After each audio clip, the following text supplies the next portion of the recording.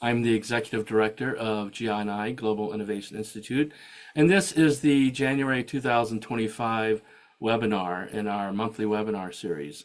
I want to welcome you here today.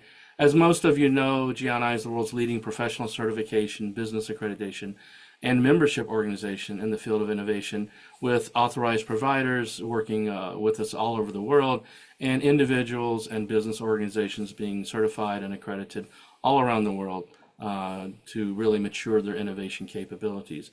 Along with that, we do the monthly webinar series to continue to expand and grow our knowledge and innovation and build on our foundation that we've established. So that's why we're here today. So again, I want to welcome you all. What I'd like to do next is to introduce to you our guest today and tell you a little bit about him and what he's going to be talking about. And after I do that, I will turn it over to him. So our guest today is Mr. Frank Mattes. Frank is an award-winning thought leader and expert in out-of-the-box innovation and corporate new business building. He's the founder and CEO of the firm Lean Scale Up, where together with over 100 experts from leading companies and top business schools, he created the Lean Scale Up framework. This framework helps organizations solve one of corporate innovation's most pressing issues, namely how to design the interface between current operations, now, and emerging businesses, new, to create new growth without interfering with the existing business's mission, which is to safely deliver current revenues and margins. Frank is also the author of several books on this subject, including, going back a little bit, Scaling Up Corporate Startups, Turn Innovation Concepts into Business Impact with Ralph Christian Orr back in 2018. And then in 2021, there was Lean Scale Up, a proven framework for building new businesses from innovation. And then most recently, in 2024, is the book Now and New, How Companies Can Use Their Capabilities for Scaling Innovation and Generating New Growth. And this is quite a comprehensive work on that subject. So I encourage you, if you're interested in this topic, to really pick up the book and dive into it. There's a lot of great content there. Frank has over 20 years of experience in creating new growth for organizations from innovation in this way. And in that process, he has advised dozens of organizations, up to the Fortune 10, from more than 20 different industries, from aerospace to financial services, from energy to chemicals, from medtech to automotive, from construction to FMCG, from plastics to software, all on this very same topic. Frank holds master's degrees in applied mathematics from Ulm University and the University of Southern California, and he lives in the Frankfurt, Germany area. Today, Frank's going to be talking to us about the Lean Scale Up framework, this interface between current operations and emerging businesses. As innovation leaders, this is incredibly important to us because organizations build 50% more new businesses each year than they did just 5 years ago. Consequently, new business building has become a discipline unto itself. But only 3% of the attempts make it all the way to scale. 29 out of 30 attempts utterly fail. So clearly, a lot of our past success recipes only take us so far today. And in most organizations, things aren't as easy as we'd like to imagine they are. This can be for a wide variety of reasons. Maybe leadership support isn't where it needs to be, or perhaps it's hard to make sense of all the data points we have from our interviews and experiments. Both of those mean that no matter how hard we work, we can't seem to break through our mothership's own inertia.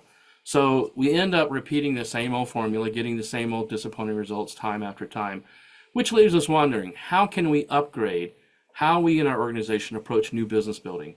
Can we follow the ones who've done it well so far? We can, but there's a recipe to that formula, which Frank is going to talk to us about now. So if you will, please join me now in welcoming Mr. Frank Mattes as our guest today. Frank, the floor is all yours. Thank you so much, Anthony. Yeah, well, you said everything what is left to say. No, just kidding. Good to be here. Thank you for inviting me, Anthony. Also, good to see some old friends. Mark, hi, good to see you again on the stage, and Barbara, etc.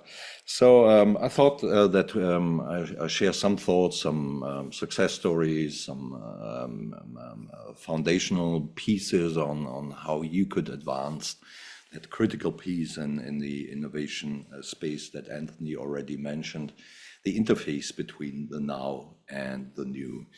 So let me share the screen. I prepared a couple of slides that will take us until, say, 40 minutes past the hour.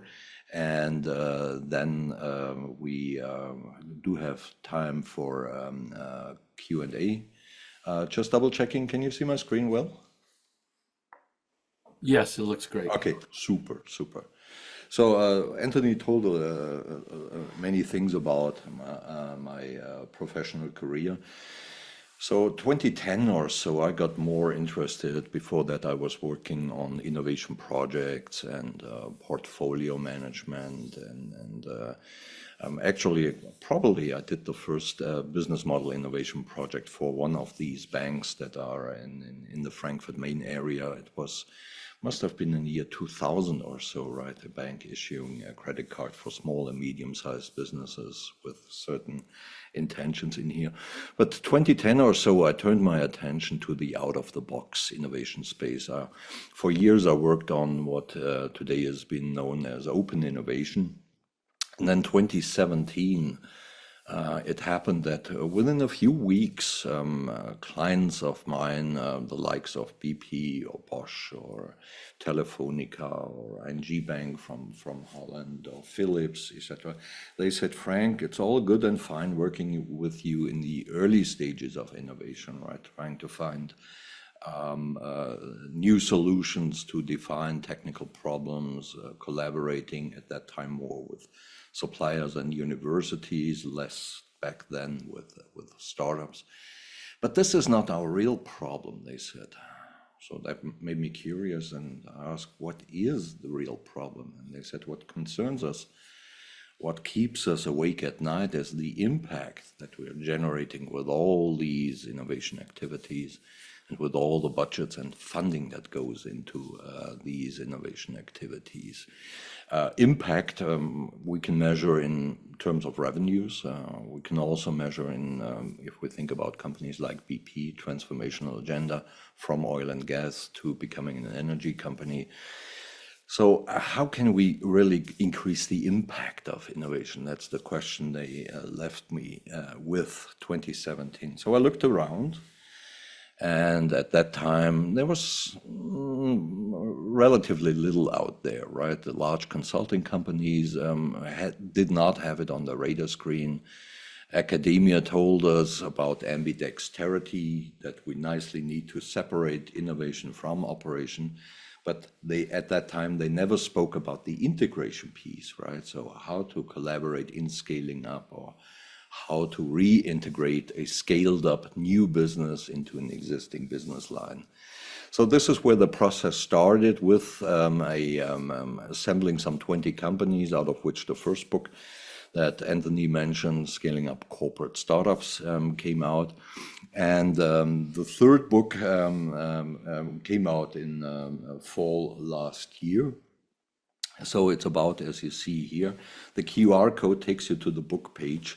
There's a lot of goodies out there, obviously some more information about the book, so you can download a free chapter, or there's a case study out there. I even put an AI-generated podcast out there if you want to listen to that. So feel free to use that QR code in here. And the thing is that the book has been co-created with more than 100 experts. So it's not just Frank telling you about what he thinks is important to the world, but it's more the collection of 100 plus best practices. From North America, you find companies like Sun Life from Canada, or ExxonMobil was participating. We had a lot of practitioners from Europe and also some business schools in here. Before I go in, if I do not write books, and that's also the way I think that these new concepts come into world, work one-on-one with innovation leaders, so behind the scenes to shape, to drive their innovation agenda. I help corporate startups transition to that scaling up in a given corporate environment. And last but not least, I also have companies to take stock of what they have in their out-of-the-box innovation infrastructure and new business building. Well, the main thesis of the book is there are many people out there who speak about innovation theater, who speak about that The new, meaning out-of-the-box innovation, venture building, everything that goes beyond the existing business model, the current operating model, and also the mental model that the people in the existing business have, right? It does not work because it does not scale. So I'm and the 100 experts that collaborated with me taking a different perspective. We are saying it's the other way around.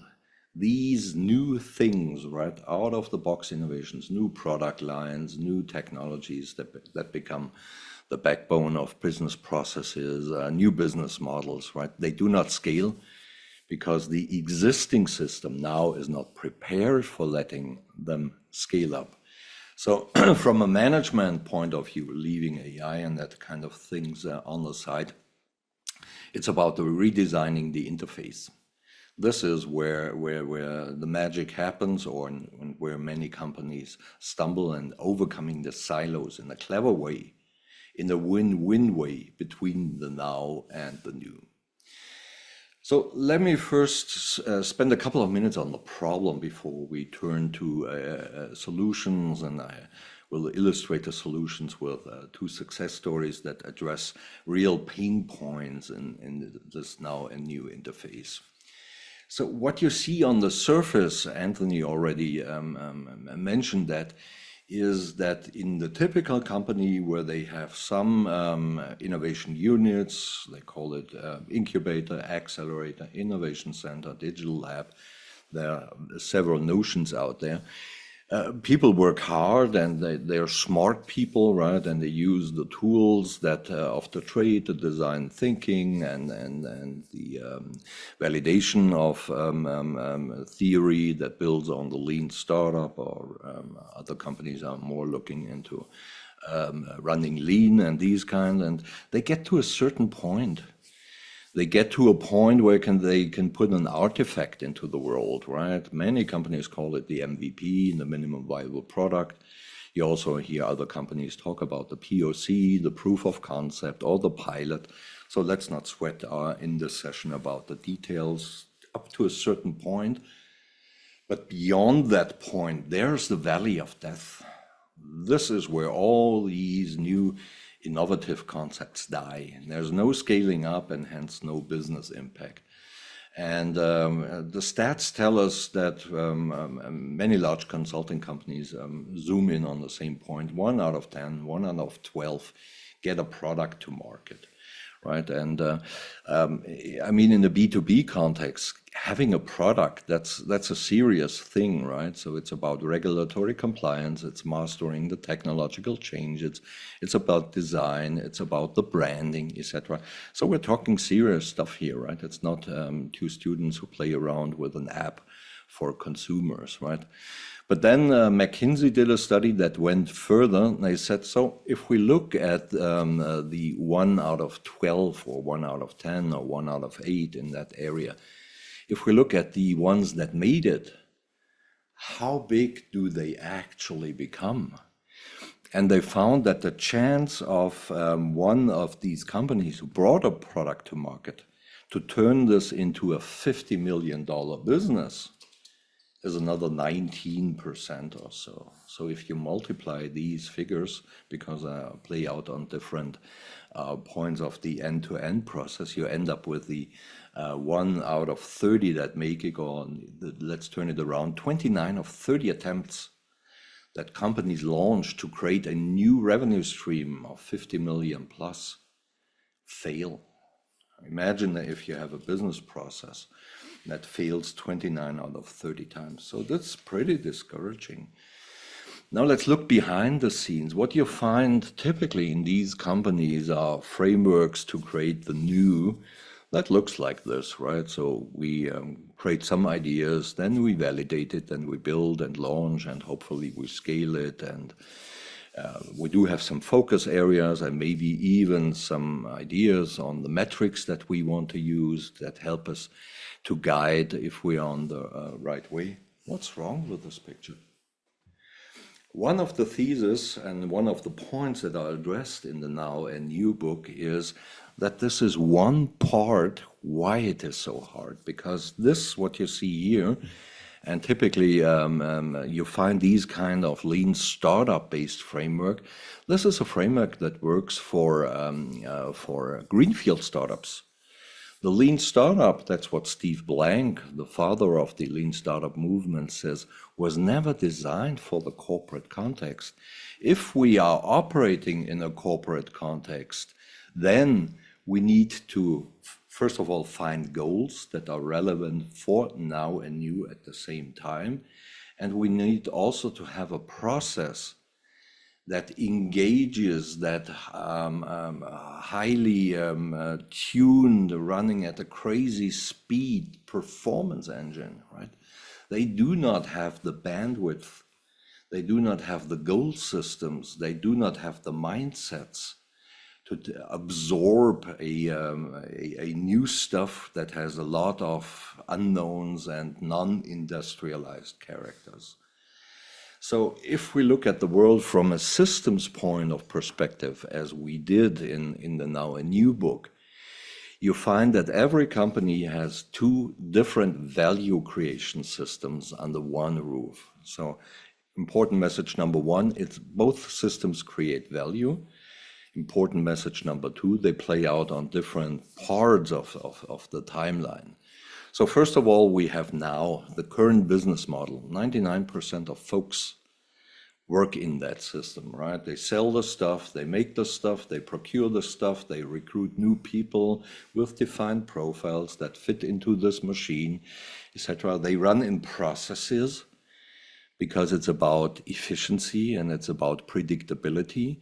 To make sure that these processes work, they take on a short-term perspective, so they think in month and quarter in order to define corrective actions if needed. Risk is a bad thing in that system, and if you want to make a career in that system, you have to stick to the proven formula of success, and most of all, avoid personal risks. On the other side, we have out of the box, we have innovation, we have, some people call it the transformation engine, and these guys are looking for a new, repeatable, profitable business operating mental model. They operate in a world full of unknowns. It might not even be clear in the beginning who will be the paying customer. As we all know, this is a long-term endeavor to create a 50 million business. You may have heard the story that it took Amazon Web Services, probably the most successful corporate startup of all, 9 years to become profitable. These people have to embrace risk, reduce risk systematically in an agile way. And to succeed in this world, right, you have to bend or you have to break the rules. And you have to, like Hannibal, when he went to Rome, said, we will either find a way or we make one. So it's quite the opposite of what we see on the left-hand side of the Now engine. So these two systems are not compatible. And if we keep those systems separate, there's no problem at all. There's peaceful coexistence, right? So the performance engine on the right side executes the processes, executes the business models. The innovators on the left-hand side, they do their post-it sessions and the validation pieces, everything good and fine. But the point is, if you want to take it from that blue space, blue coming from the blue oceans that these people are looking for, I call them the blue shirts, the other guys are the red shirts because they operate in the red oceans. If you want to make it big, if you want to transfer it into an industrial logic, right, we need to scale this up. And this is the point where these two systems need to collaborate. And this is the point where it gets hard, and this is exactly the point where the valley of death waits for us, because in many companies, there's no clear-cut now a new interface. We're traveling through a white space, if you will, right? No organizational home, more or less defined procedures on how to collaborate. At this point, many large companies tap into three pitfalls. They might say, okay, it looks like the blue shirts found something big. Let's invest money. Let's scale this up really rapidly. I mean, the stats tell us, at least for greenfield startups, that premature scaling is a killer, right? You invest too much time into marketing and go-to-market activities without that critical product market fit. So they want to compensate for a missing product market fit. So what typically happens is the corporate investor invests for 1 or 2 more years, right? And only to find out that it doesn't become a new business, but then they're left with a sunk cost problem. The second major mistake that is being done is that the now systems say, okay, you took it until this point, now we take over. We make it big within the existing organization, within the existing process and cultural environment. That does not work, right? Because the existing business does not have the bandwidth to deal with anything else that is not yet, that is not fully industrialized. Emerging new businesses need a high degree of freedom, and now is simply not designed for that. So if this situation arises, those emerging business opportunities fight a two-front war. They fight against corporate bureaucracy, and they fight out in the market. So what typically happens is, after premature reintegration, if you will, the emerging business opportunity is chopped down piece by piece, so that it fits the existing business operating and mental model, a death by 1,000 cuts, right? So they end up with, say, another product, and they do not end up with a new business and the vision that was behind that. I also know some companies that said, Frank, we solved that problem, right? We agreed between now and you on sharing our resources.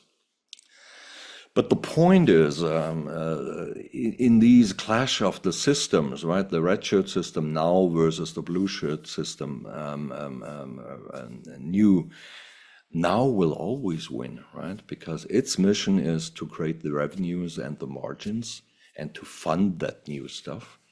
So when it comes to prioritization, now will always win, right? And the resources that look good on paper are not available for new.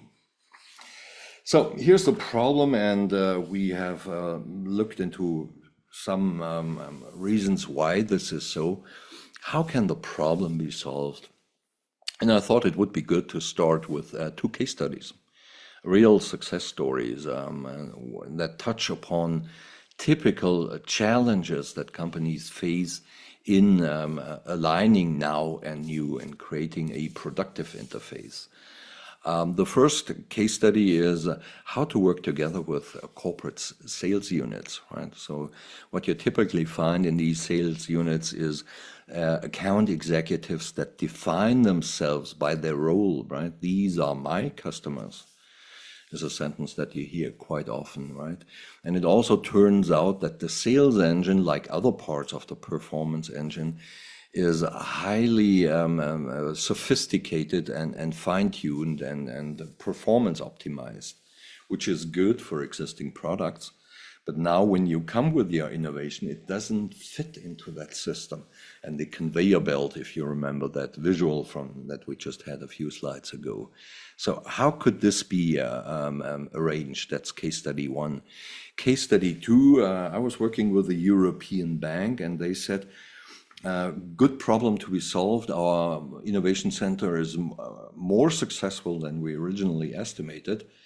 Now we need to arrange the managerial aspects, the strategy piece, the governance piece, etc., and some more pieces in that transitional phase. How do we do that?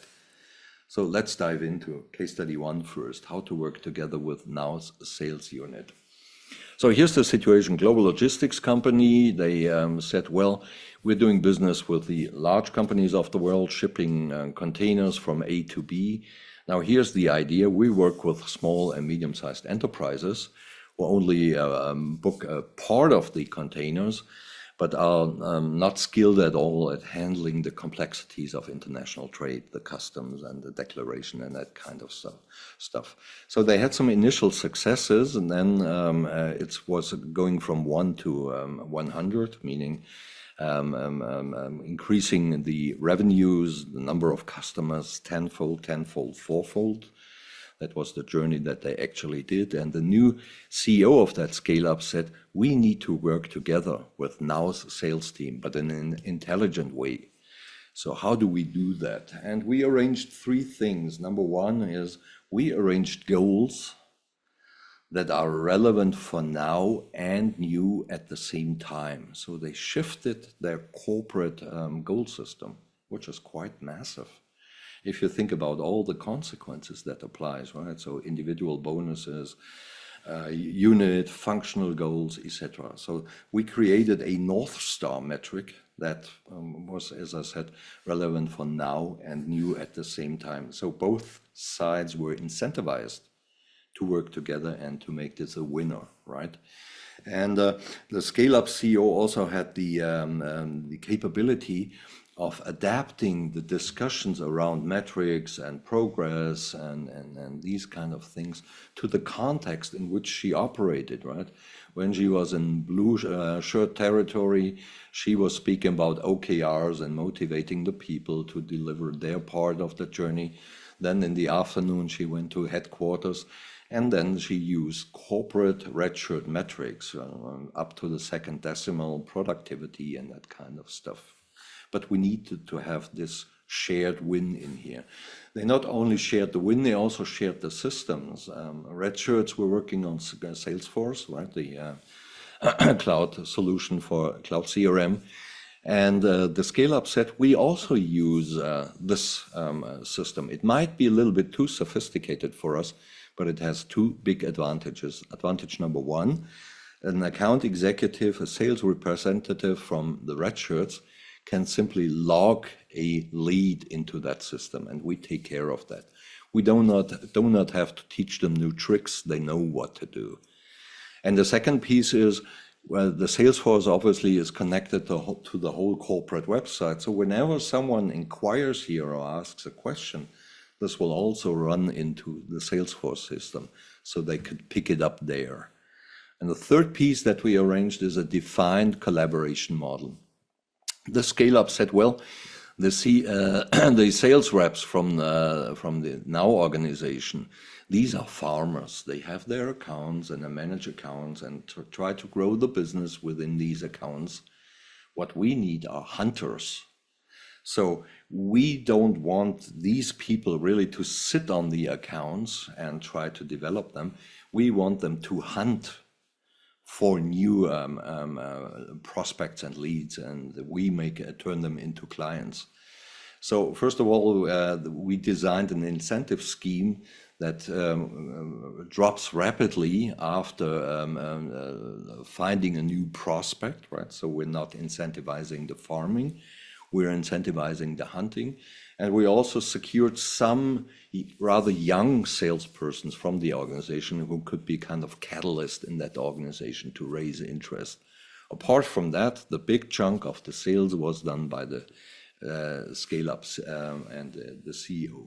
So the takeaway from that story is selling innovation does not fit into Now's sale engine, and it doesn't make sense to try to squeeze a square peg into a round hole, right? We need to appreciate the differences and find ways to make them productive via shared goals, shared systems, clear roles, and the right incentivization.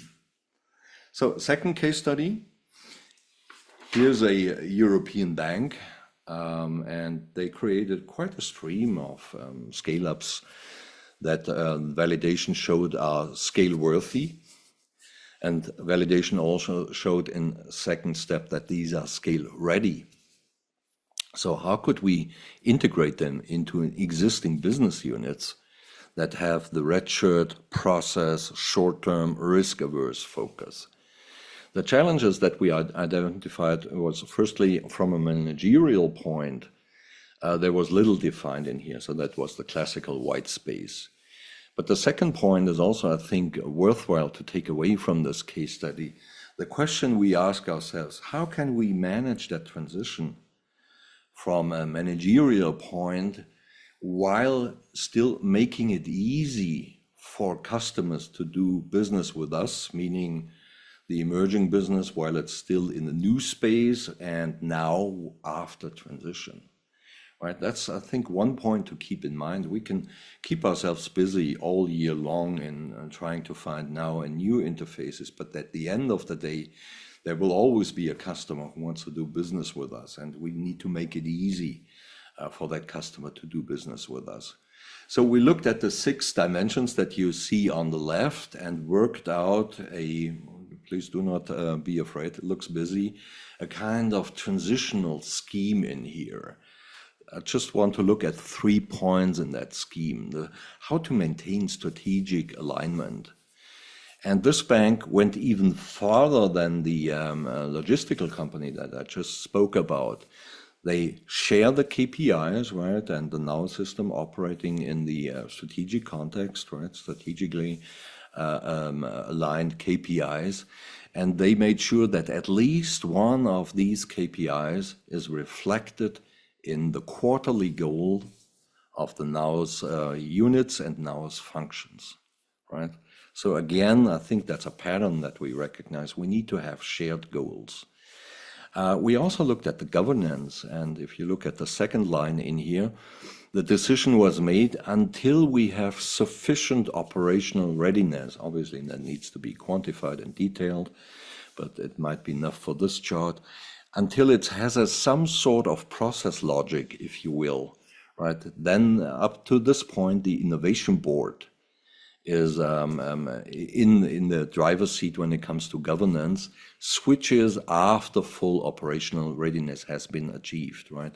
The innovation board then switches to an advisory role.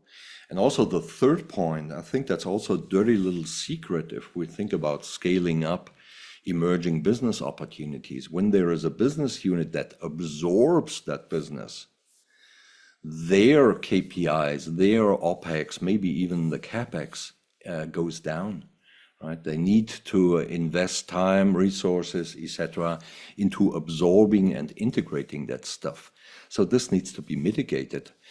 And when the decision is made at this bank to transition one of the startups into an existing business, then the units that are responsible for that, the absorbing units, if you will, renegotiate their KPIs, their OPEX, etc., with the senior management team to take care of that aspect that inevitably their productivity goes down.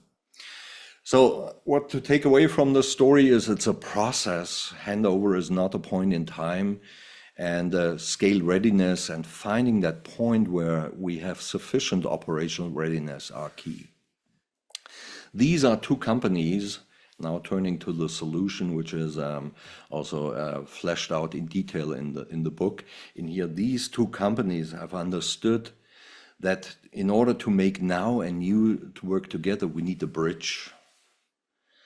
And this bridge has 3 major pillars. We need 3, or 2 of them will not do, and we don't need much more than 3 of them. The first one is leadership.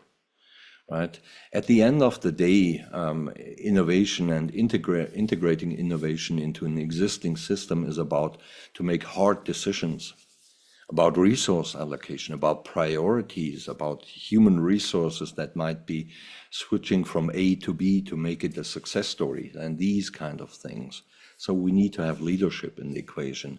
It's also the end-to-end process from the search fields over the validation into transitioning to scaling up, and then reintegration. And all the questions that are along the journey, like how do we validate in a corporate context? Or what's the best way to scaling up inside the company, outside of the company, etc., that we need to look at it. And there's also the people and the culture aspect. No idea by itself has created a $50 million business, which obviously, as we know, is a sizable business, but it doesn't move the needle for a 10, 50, $100 billion company, but it's the people, right? And so what we did in that co-creation process with these more than 100 experts, we firstly understood that in order to make it actionable for folks like you, we need to craft a simple, compelling, transparent idea So to make it actionable, and to make it even more actionable, we said, well, there are a dozen modules. Each of these pillars has 4 modules. And these are the modules, if you will, to design a company's specific now and new interface. Well, every company is different, right? So the leadership aspects or the people and the culture aspects might be different from company A to company B, right? But this is basically the Lego blocks, right? Where you can build your now and new interface, or where you can identify where your company is not at the excellence level and where the biggest impediment is, so that you can increase the throughput to the system. So you see there are 4 blue ones, right? These are the leadership issues, right? It starts with senior managers' skin in the game. So Anthony, I think support is not enough, right? They need to tie their personal fate to the success of these innovation activities. They need to put their skin into the game. That's an expression that tells you that you put something on a table that is of value, meaning your time, budget, money, right? But money is the least important, and most of all, reputation. How to find the structure, the right structure, the funding, the governance schemes, right? Managing the goal system, the jointly owned KPIs, and the portfolio of emerging business opportunities. And the 4th one, that is dear to my heart, the one company mindset. So in the book, you find a couple of case studies like the 2 that I mentioned, but also one that I did a deep dive on was the story of Kodak. Now, many people say, oh, Frank, that's old stuff. Leave me alone. I don't think so. Because what I did, first of all, I made a deep dive on what are the challenges that actually led to the demise of Kodak. And there were 3 challenges, and they kind of managed one of them, right? So they saw very early, as you know, when the first digital camera was developed within Kodak, they saw the technological disruption. They did not see the disruption in consumer behavior, right? These days, people are looking at photos on screens and not on paper anymore. And the 3rd challenge was to assemble the troops behind the new vision. And that's exactly what the biggest competitor of Kodak, Fujifilm, did. And in that case, in the book, I'm kind of contrasting Kodak versus Fujifilm, because I think it's an interesting story. We have 2 companies, same industry, same size, so global market share 36 and 37%, same challenge. One company tanked, the other company grew by building new businesses and is now worth 20 times more than what is left from Kodak, right? And one of the things that the CEO of Fujifilm achieved and where he focused on is getting the company, the organization, the people that made the career in the red shirt system behind that new vision. No, we're not in the silver film business. We're experts in surface chemistry. So what can we create from this world-class expertise? And they did it. On the white modules, these are the methodology process tools, and on the right side, you see the red modules that are the people culture.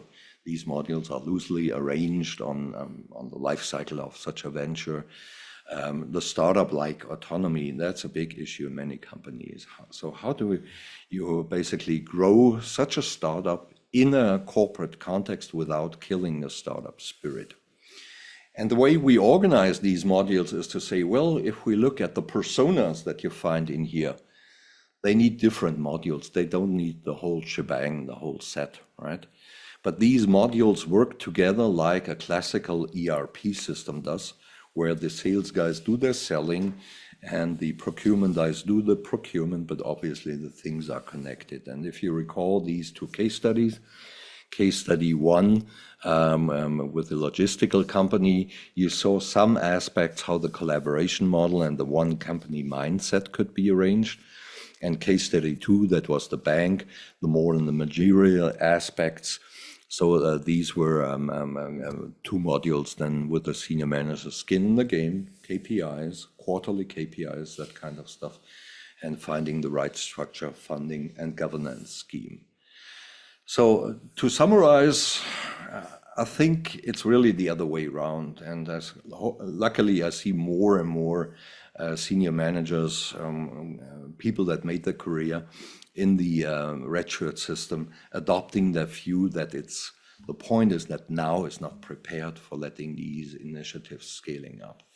I would like to end with one more thing, so that promise, that's the last slide. A takeaway for you, and maybe a thought starter for you and your team when you're back at home. When I worked with these 100 people and we looked at the journey that leads up to the transition to scaling up and to this scaling up, we noticed one thing. A good part of corporate startups say, well, we look at the kind of how to get it into the market. Let's call it push. So we think about jobs to be done. We look at the pains and the gains and craft a value proposition, and maybe even we think about looking at competing solutions for that job to be done to make it a superior value proposition. Then we think about the right go-to-market and we try to push it into the market. What most corporate startups, in my observation, and I'm working together with them on a daily basis, underestimate is that there is a second dimension. The second dimension is about innovation adoption. So customers have good reasons why they stick to their proven system. They also have their red shirt system, right?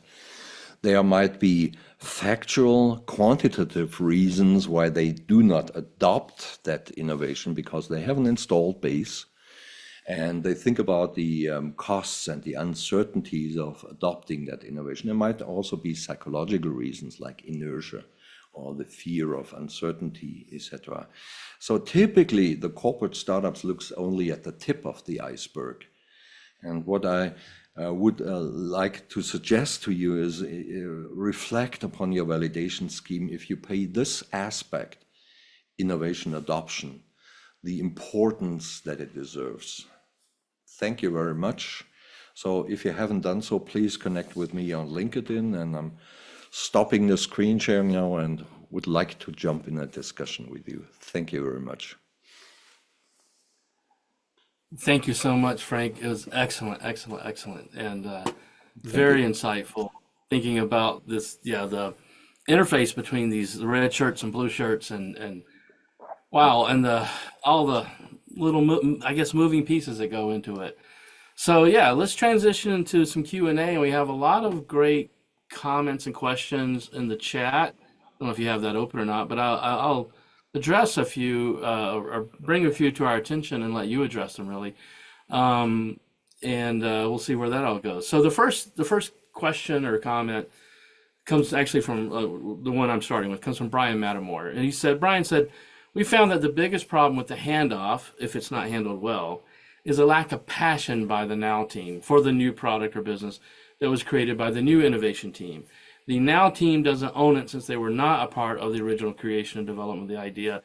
We solved this by having Now members, even if it's only part-time, for example, in the ideation sessions, be a part of the new innovation team from the get-go.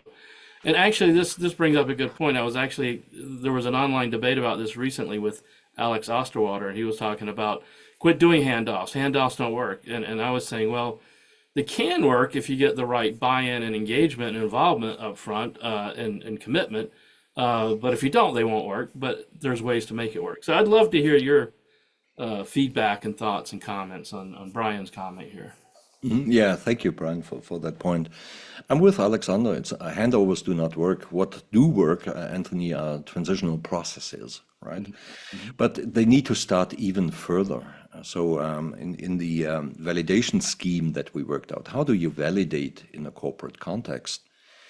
Being aware that even Steve Blank says large companies are different beasts than greenfield startups. So the whole premise of the lean startup, we create something beautiful, right? A product that people love, and then the business from there does not work in a corporate context. So what we have worked out is a staged scheme of engaging Now. So you cannot run or just turn up with your innovation, say, look what beautiful thing we have crafted, because for many reasons, two of them being now is working in a very deterministic way, right? They do the annual planning and then they run that business for that year, right? And anything that takes away their attention, their resources, etc., within that time between the next annual planning is not good. They do not have the flexibility. They do not have the bandwidth to deal with that. And the second piece is also they haven't been involved in creating that stuff. That's a very good point. So in the second stage of pre-scaling validation, we say, these 100 smart people and myself, we say, well, we need to engage with the corporate context. So the term that we coin is, we all know, desirability, viability, feasibility. There's a fourth dimension. It's this contextuality. Mm-hmm. So in that second stage, when you look for a business strategy, is there a winning strategy, right? Not just some customers and some ideas that this might be valuable, but can we compete against digital native companies like Google or Amazon Web Service or competitors from other industries? We also need to align with functional strategies. Wow, what a concept. Strategy fit is far too fuzzy. It doesn't provide any inputs, and most of all, if you really look hard at senior management and middle management, they do not work on strategy. They work on the operational KPIs that some folks have delineated for them. So just one example. I mean, one corporate startup was building on global procurement, and the way they wanted to run it was using a network of global suppliers. So then we went to the chief procurement officer and said, guys, that's great, but I'm rationalizing our supplier base. We want to do more business with less suppliers. So that doesn't fit. See you again in a couple of months, right? So we need to build in that gradual engagement, Brian, as well, before we knock on the door and do the handover. I would rather suggest do the transitional process. Yeah. So this transitional process, I mean, just so we're all clear, at the end of the day, the people who created the new do eventually give it over to the people Yes. to own in the now. So that I would still call that a handoff. It's just a transitional handoff. Okay. Maybe that's semantics at that point. Okay. Yeah. So it gets handed off, but it's a very transitional process. In other words, it's a very well managed transitional process where you address all of the stakeholder issues and the process issues and the governance issues. Yeah. Okay. Very good. Thank you for elaborating on that. That was excellent. There's some other comments here too, and I'll read them and I'll let you do whatever you want with them. The first one is from Yusri, and it deals with lean and lean thinking. He says, lean, as I understand it, is a way of thinking about creating needed value with fewer resources and less waste. And lean is a practice consisting of continuous experimentation to achieve perfect value with zero waste. Lean thinking and practice occur together. Lean thinking always starts with the customer. Is that all true, or are we missing something? No, fully. I mean, if we trace back, and it has been elaborated in Eric Ries's book about the lean startup, where he explains why he approached that, right? And comes from the manufacturing industry, right, where the Toyota production system always put the customer in the middle, meaning the next production step, and trying to avoid the waste. And that's where he said this kind of customer centricity we can do a lot of thinking, but when it comes to doing, crafting products, etc., we need to make sure that we basically operate on value, not on waste, right? So, solving problems that are worth to be solved and for the right people, etc. And that's the same premise that if we extend the lean startup, if we widen the lean startup to make it fit for the corporate context, and extend it into the scaling up phase, the same principle. So fully with you. Good. Okay. You should also ask the question, and it'll be interesting to see your answer to this. What is the best methodology to manage resistance to change? First of all, we need to understand where this change comes from.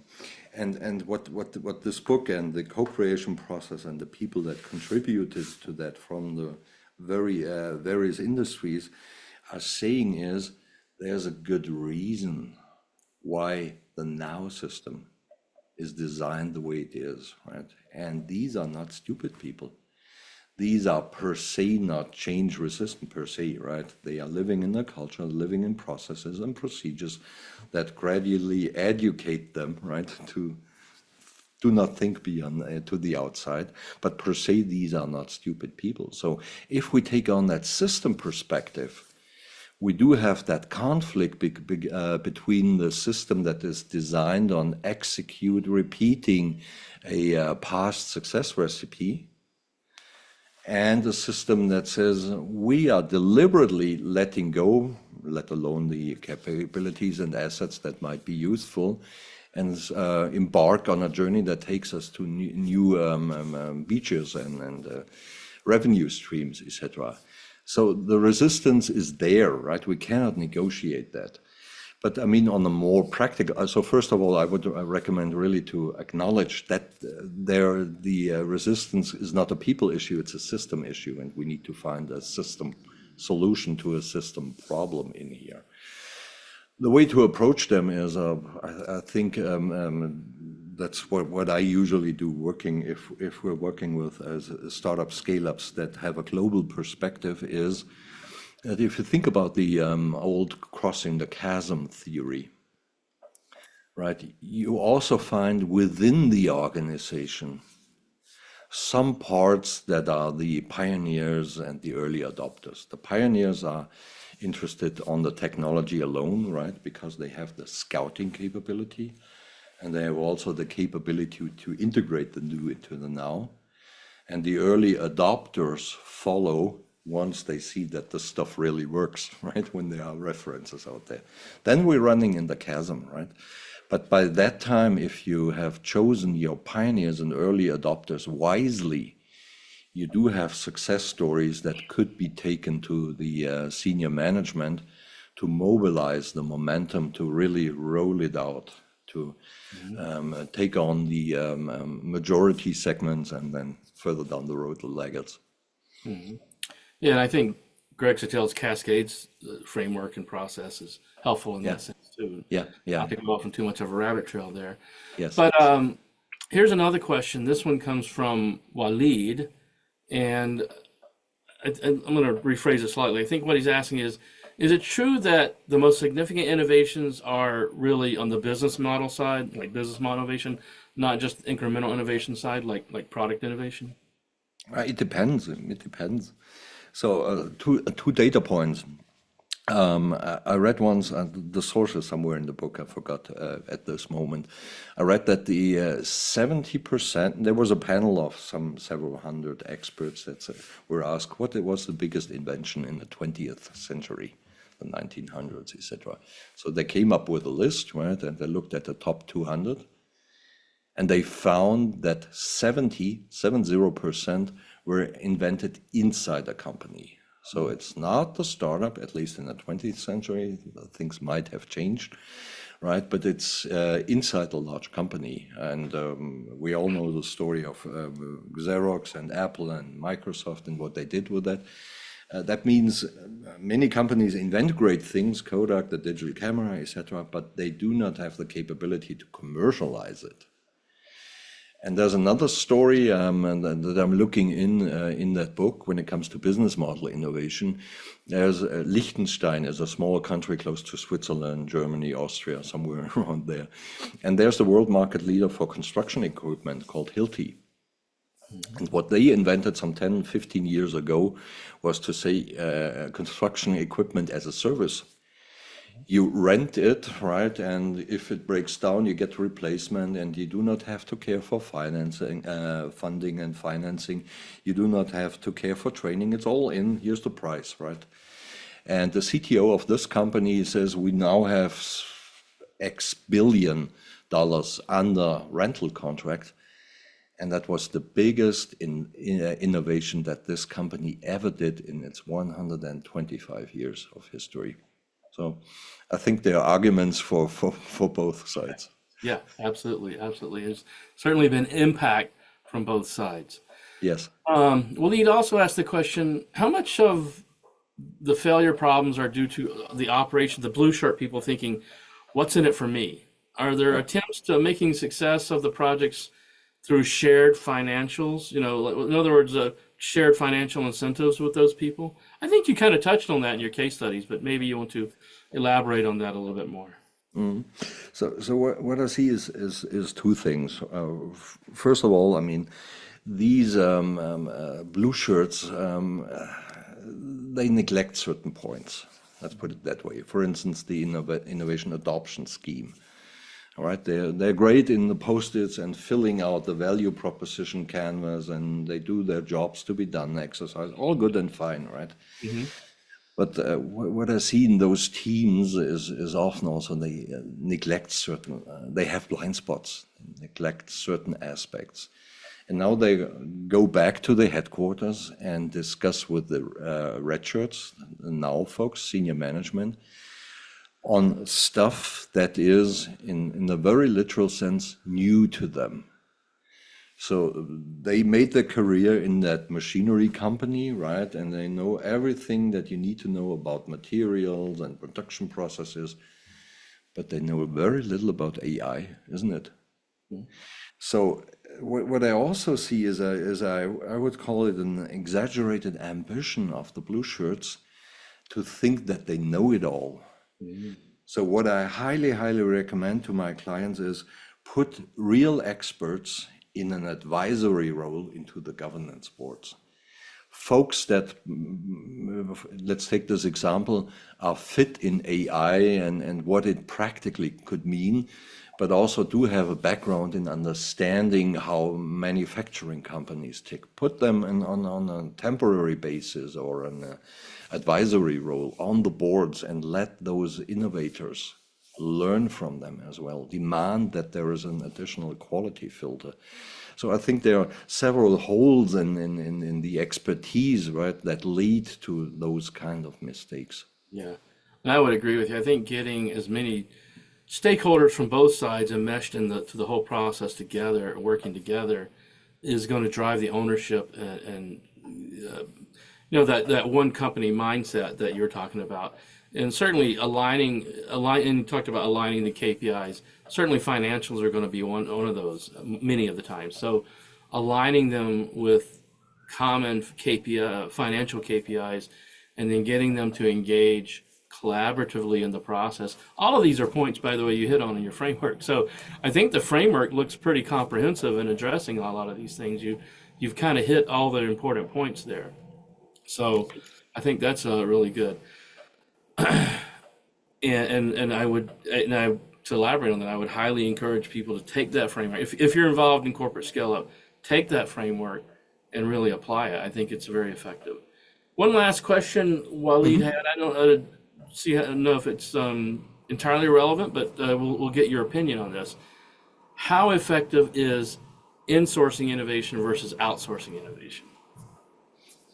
So what exactly do you mean insourcing, working with service providers or with I think by startups? outsourcing is you're talking about using outside service providers to do your innovation for you. I mean, the main thesis is, I mean, you de-risk the whole journey or the innovation ambition. You accelerate the innovation ambition if you find a clever way to bridge now and new, right?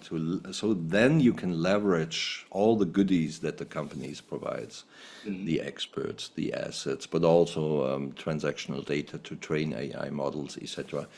2 pages just listed with the potential resources to make it happen. And typically, external service providers do not have the internal networks and the access to these resources, right? And as these 2 case studies showed, right, if you do not rearrange the internal system, the blue shirts or the external service providers will not be able to bridge that, Right. right? Right. It seems to me like even if you're using some external service provider, you have to encapsulate the whole thing in the Yes, internal framework and yes, process and structure. And it just has to get embedded into that. It certainly is not going to operate or succeed operating on its own. It has to be a part of this whole encapsulated process that you talked about, the transition, and so forth. So I think that brings us to the end of our questions. Any last parting thoughts or comments you'd like to leave us with? What I often find, Anthony, is if we take on the perspective that it's a system problem, that relaxes tensions, right? So, I mean, I see red shirts and I see blue shirts putting their sweat in, burning the midnight oil, burning for their idea or the processes, etc. But when they come together, tensions arise, right? And understanding that's a system problem and that there might be a way to systematically craft a system solution to that system problem helps in taking out some of the tensions. So highly encourage you that, building on the thought that you just had. Yeah, and that's an excellent point to end on. In fact, someone else very famous used to say the same thing, and that was W. Edwards Deming. He used to say, most of these problems you have, from a quality perspective, they're not problems, they're system problems. Address the system problems. So I think the same applies here now in a new generation where we're focused on the innovation and corporate scale-up world, well, beyond the quality world, but it's still a lot of the issues are these system issues. So thank you so much, Frank. I really appreciate it. Thank you for having me, Anthony. And thank you also to the audience. Yes, it's been our honor and our pleasure. And on behalf of the audience, there's a lot of comments coming in saying thank you for the great presentation. It's been an honor.